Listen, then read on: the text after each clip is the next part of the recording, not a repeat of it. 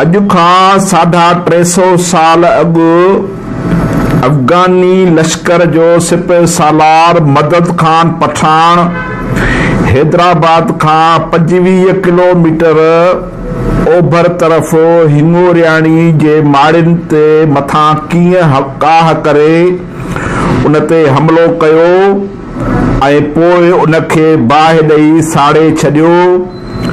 अॼु पाण हिकु दस्तावेज़ी ऐं तारीख़ी डॉक्यूमेंट्री फिल्म तव्हां सां शेयर कंदासीं।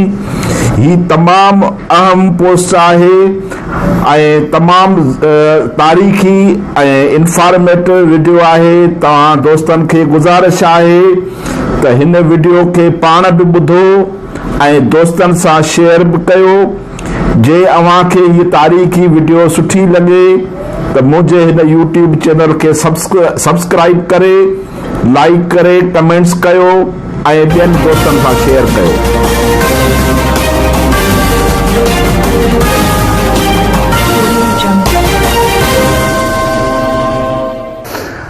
मुंहिंजी कोशिश आहे त तारीख़ी जॻहियूं जिन जी तारीख़ में तमामु वॾी अहमियत आहे उहे असां दोस्तनि जे आॾो पेश कयूं त जीअं असांजे अॼु जे नौजवाननि खे ख़बर पवे त सिंध ते कहिड़े दौर में हमला थिया ऐं उन वक़्त में असांजा कहिड़ा जेके माॻ हुया उहे तबाह कया विया।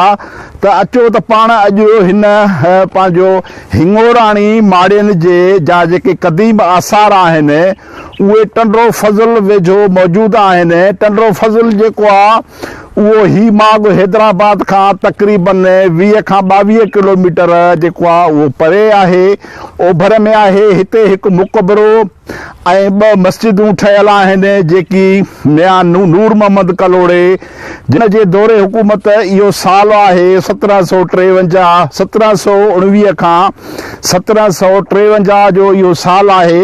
उन में ही तामीर कराई वयूं। बुनियादी तौर ते ही इलाइक़ो जेको आहे इहो हिंगोराणी सैदन जो इलाइक़ो आहे।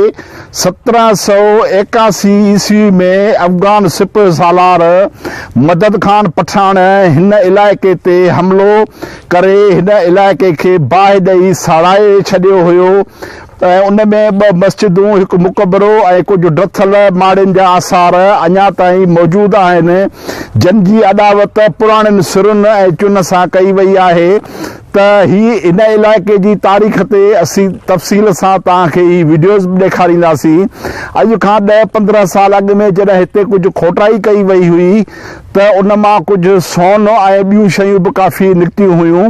ऐं ही तव्हां ॾिसो ही सिरूं, ही माॻ तमामु घणा पुराणा आहिनि जेके तक़रीबन 1719 जे दौर जा जेके आहिनि। 1719 माना अॼु खां 300 साल अॻु जे दौर जा ही जेके माॻ आहिनि उन ते मदद खान पठान अफगानिस्तान वारे सिपह सालार हिन ते हमलो करे हिते फुरलुट करे ऐं पोइ हिन इलाइक़े खे बाहि ॾेई साड़ाए छॾियो हुयो। त अॼु अचो त पाण हिन में तफ़सील वठूं। ऐं ही तव्हां ॾिसो त ही जेको हाणे आसारे क़दीमा वारनि जेको हिन माॻ खे बचाइण जे लाइ जेको कमु कयो आहे उहो कमु बिल्कुलु नाक़स आहे। उन में का बि हिन जी रिपेयर न थी आहे, हिन जी मरमत न थी आहे। सिर्फ़ु मथे जेको आहे सो चुन हयो वियो आहे ऐं हेठि जेके ही तव्हां ॾिसो त ही सिरूं उहे ई उन ई रूप में आहिनि। हिन जी का बि अहिड़ी ख़ासि मरमत न थी आहे। ऐं असां ॿुधो आहे त हिन जा करोड़ो रुपयनि जा बिल जेके आहिनि उहे ईअं वठी ऐं खाई खपाए विया आहिनि, कागज़नि में ॾेखारिया विया आहिनि। ही असांजा जेके तारीख़ी माॻ आहिनि इन्हनि खे बचाइण जी सख़्तु ज़रूरत आहे ताकी असांजी तारीख़ जेका आहे उहा ज़िंदह रहे त हिते कहिड़ा धारिया आया ऐं उन्हनि कीअं हमला कया ऐं केतिरी उन्हनि फुरबार कई, केतिरी उन्हनि फुरलुट कई ऐं असांजा जेके हुक्मरान हुया माज़ीअ में उन्हनि कीअं सिंध ते हुकूमत कई ऐं पंहिंजो दिफ़ा कीअं कयो। सिंध जी हीअ वॾी बदकिस्मती रही आहे त सिंध ते मुसलसिल जेको आहे कंहिं महिल ईरान खां हमला कया विया आहिनि, कंहिं महिल अफ़गानिस्तान खां हमला कया विया आहिनि, कंहिं महिल हिंदुस्तान खां हमला कया विया आहिनि, कंहिं महिल अरगून ऐं तुर्खाननि जा हमला थिया आहिनि। सिंध जो हर उहो माग, उहो मकली हुजे, उहो ही हिंगोराणी सैदनि जो माग हुजे, उहो पको किलो हैदराबाद हुजे, या सिंध जा जेके आहिनि ॿिया इलाइक़ा उहे राजादार जो जा जेके आहिनि उहो तख़्तगाह हुजे, तव्हांखे हर हंधि कंहिं न कंहिं साल में, कंहिं न कंहिं सदीअ में पुराणो हिते तव्हांखे हमला मिलंदा धारियुनि जा। कंहिं महिल अरबनि जे रूप में धाड़ियल असांजे मागनि ते हमला करे ऐं सिंध मां सोन ऐं ज़ेवर खणी ऐं हिन सिंध खे लुटियो ऐं फुरियो आहे। कंहिं महिल ईराननि अची फुरियो, कंहिं महिल अफ़गाननि अची ऐं मदद ख़ान पठान ऐं ॿियनि रूपनि में अची जेको आहे हिते फुरियो, ऐं कॾहिं वरी अरगून ऐं तुर्खान आई अची हिते उन्हनि क़त्लेआम करायो। मतिलबु त सिंध अॼु ॾींहं ताईं धारियुनि जी यलगार खे मोह ॾींदी पई अचे ऐं उन्हनि सां मुक़ाबिलो कंदी पई अचे। मां अॼु हिन हिकिड़ी ॻाल्हि खे वरजाईंदुसि त तारीख़ में, सिंध जी तारीख़ में सिंध उहो वाहिद मुल्क रहियो आहे जंहिं दुनिया जे कॾहिं बि कंहिं बि मुल्क ते कब्ज़ो नाहे कयो, पर सदाईं पंहिंजो दिफ़ा कयो आहे। हीअ क़ौम हमले आवर क़ौम न थी आहे, पर हिन क़ौम सदाईं पंहिंजो पाण खे बचायो आहे। उहो जेको आहे उहो समन जो दौर हुजे, उहो सूमरनि जो दौर हुजे, उहो कलोड़नि जो दौर हुजे, या उहो ॿियो अॼु ॾींहं ताईं बि कंहिं जो दौर हुजे, असां सदाईं रुॻो हिन वक़्त ताईं पंहिंजे तहफ़ुज़ में रहिया आहियूं ऐं सदाईं पंहिंजे बचाव में रहिया आहियूं। पर असांजी तारीख़ आहे त असां हिननि धाड़ेलनि वांगुरु, हिननि अरगूननि, तुर्खाननि ऐं मदद ख़ाननि वांगुरु असां कॾहिं बि कंहिं क़ौम जे धरतीअ ते उन जे वसीलनि ते कब्ज़ो न कयो आहे, पर असां जे धरती ऐं वसीलनि ते हर वक़्तु कब्ज़ो थींदो आयो आहे।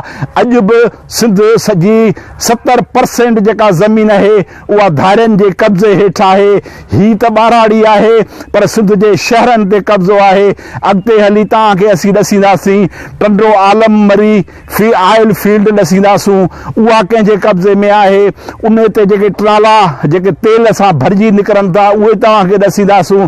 त ही हिकिड़ी तमामु वॾी हिकिड़ी तारीख़ आहे जेका तव्हां सां अॼु शेयर कयूं था, मुख़्तलिफ़ हिननि रंगनि ऐं हिननि रूपनि ऐं हिननि बाड़ियुनि में ऐं हिननि मालातुनि में ऐं हिननि पुठियुनि मागनि में।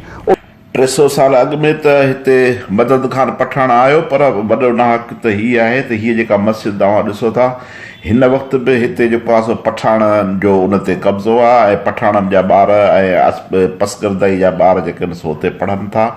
तव्हांखे हिन इलाइक़े में हर ॿियो माण्हू जेको आहे उहो पठाण मिलंदो। ही वॾी जेको आहे सो ज़ुल्म न आहे। ऐं मज़े जी ॻाल्हि इहा आहे त हिननि पठाणनि खे जेको आहे सो रहाइण जो जेको बंदोबस्तु आहे उहो उतां जे मक़ामी माण्हुनि ऐं मक़ामी वॾेरनि जो आहे। ही जॾहिं मदद ख़ान पठान आयो हो, सिंध अचे हमिलो कयो हुई, तॾहिं बि पंहिंजनि कलोड़नि जे गदारी जे करे ई जेको आहे सो ही आयो हो, मदद ख़ान पठान खे वठी आयो हो सिंध ते हमिलो कराइण वारो लाइ।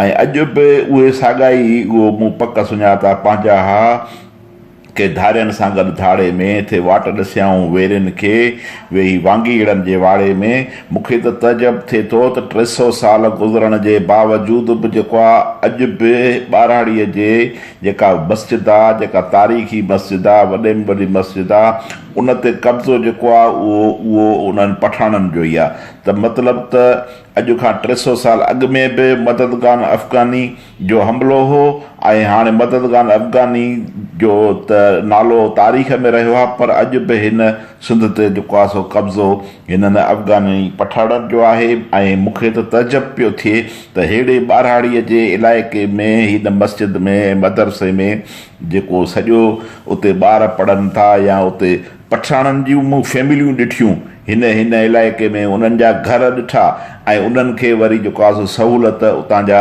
मक़ामी माण्हू ॾियनि पिया। जॾहिं असां टंडो शहर में वियासीं त उते हर ॿियो माण्हू जेको आहे उहो असांखे पठाण पियो मिलियो। होटल खोलण वारा जेको आहे सो पठाण हुया। बसि अफ़सोस ई करे सघिजे थो।